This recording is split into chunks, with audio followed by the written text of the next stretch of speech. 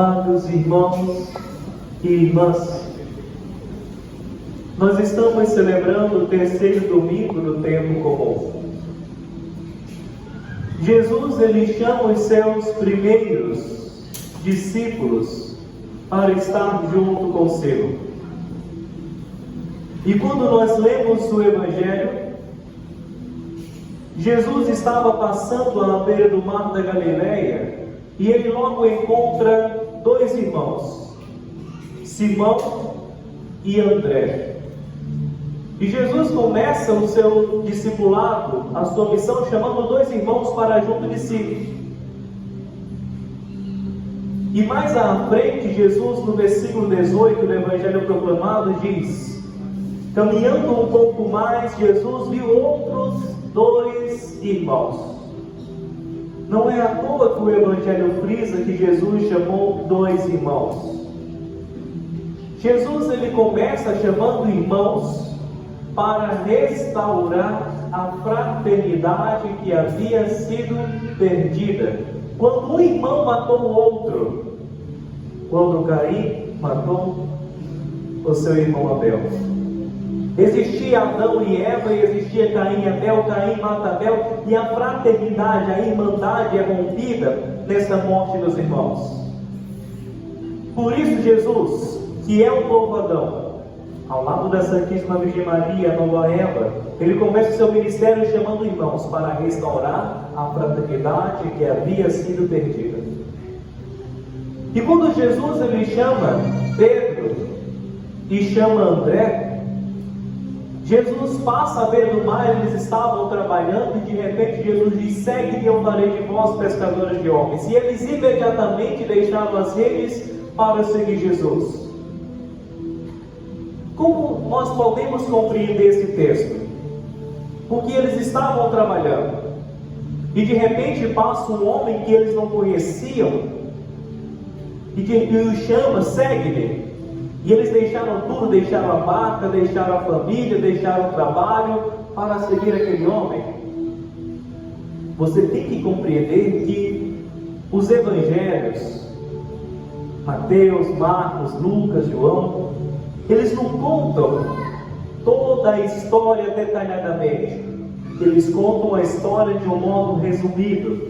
Eles pegaram os principais acontecimentos da vida de Jesus e relataram nos evangelhos, até chegar o momento desse chamado dos primeiros discípulos. Houve um processo, e São Tomás de Aquino ele nos ajuda a compreender que processo foi esse do chamado de Jesus.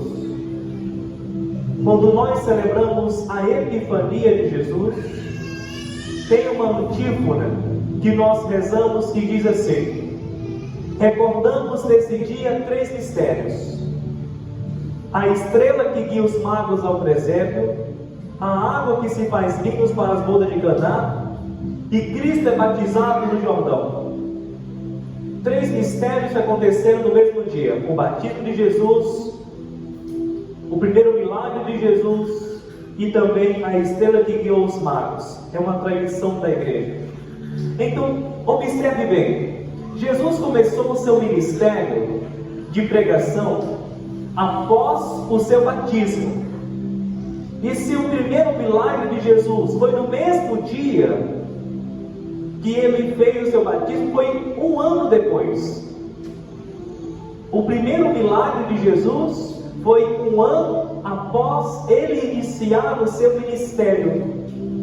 Então, no primeiro ano do ministério de Jesus, ele não fez milagres. No primeiro ano, Jesus, ele anunciou a palavra, dando continuidade àquilo que era a pregação de João Batista. João Batista pregava principalmente: convertei-vos e crede no Evangelho. O versículo 17 do Evangelho de hoje: convertei-vos porque o reino dos céus está próximo. Então, o primeiro chamado de Jesus para os discípulos foi justamente esse: convertei-vos e crede no Evangelho. Sem conversão, sem um arrependimento, sem uma mudança, nós não temos como dizer sim para Jesus. Ninguém irá abandonar as redes abandonar o trabalho, abandonar a família para seguir Jesus, sem antes passar por um processo de conversão. O primeiro chamado de Jesus para os seus discípulos foi a conversão. Convertei-vos e crede no Evangelho. É necessário arrancar as raízes do pecado para que você consiga seguir Jesus. Sem abandonar o pecado, não tem possibilidade de seguir Jesus. Jesus chamou primeiramente os discípulos para o arrependimento. Quando Jesus ele chama à beira do mar aqueles homens, já é o terceiro momento que Jesus os chama. É o terceiro chamado. Segundo São Tomás de Aquino, esse momento do Evangelho que hoje foi anunciado é o terceiro chamado que Jesus faz para aqueles irmãos, para André e para Simão. O primeiro foi o chamado ao arrependimento. Sem arrependimento não temos como seguir Jesus. E é difícil compreender que nós estamos passando por um processo de conversão e que é necessário olhar para os pecados que cometemos. Para arrepender dos pecados, primeiramente nós precisamos saber que pecamos. Uma coisa difícil é nós olharmos o nosso próprio coração e reconhecer que nós estamos errados. Quem faz a experiência do confessionário, de estar atendendo as pessoas sempre no confessionário, percebe que muitas pessoas têm dificuldade de identificar em si o pecado que cometeu. Às vezes as pessoas chegam no confessionário e não conseguem dizer ao padre do pecado porque elas não conseguem olhar o próprio coração e identificar a raiz do pecado que está ali nela. É necessário olhar para o próprio coração e identificar a raiz do pecado para você poder arrancar. É necessário olhar para o coração. E quando você vai levando uma vida no pecado, Jesus vai te incomodando. Jesus, ele vai incomodando. Uma hora, até mesmo aquele que vai levando a vida no erro, uma hora ele cansa. Ou ele cansa de tanto ser incomodado por Jesus, Jesus vai incomodando, chamando, Jesus vai chamando até ele deixar o pecado para seguir Jesus, ou então ele se arrepende logo de tudo e deixa Jesus de lado, vai para uma outra vida, abandonando Cristo de uma vez. Mas Jesus ele vai incomodando. Cristo sempre vai incomodando e chamando aos poucos. Jesus ele chamou André e Simão que estavam no mar. O mar na Sagrada Escritura também simboliza a morte. Eu sei que nesse momento eles realmente estavam pescando, mas de um modo espiritual eu poderia falar para vocês. Eles foram chamados no momento que eles estavam na morte, no momento que eles estavam no erro, no momento que eles estavam ali próximo da destruição. Jesus ele tem esse dom de chamar as pessoas quando elas não mereceriam estar ao seu lado. Chamou André, chamou Simão, chamou Levi que estava na coletoria de impostos. Jesus chamou Zaqueu que estava em cima de uma árvore. Mas o mais bonito é que quando Jesus ele chama esses homens, Jesus diz: segue-me e eu farei de vós. Observe essa palavra de Jesus: e eu farei.